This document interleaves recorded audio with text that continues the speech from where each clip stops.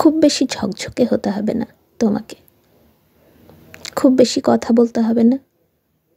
থাকো একটা বিনুনির মতো সাধারণ, একটা সাধারণ দুপুরের মতো শিথিল, এলোমেলো।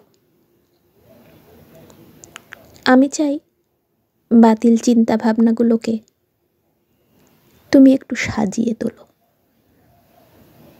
অন্ধ যে সিঁড়ি ঘুরে ঘুরে ওপরে উঠছে, পা রেখো না সেই সিঁড়িতে। এদিককার লোকজন দড়ির মতো পাকিয়ে মরে যায়, তুমি ডেকে নাও তাদের।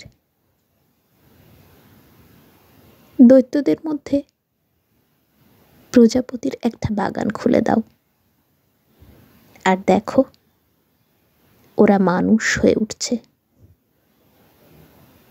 অগস্ত্য কি কবিতা লিখতেন? মানসিক অশান্তি আর আর্থিক অপচয়ে ফুরিয়ে যেও না, ফল খাও বিকেলবেলা।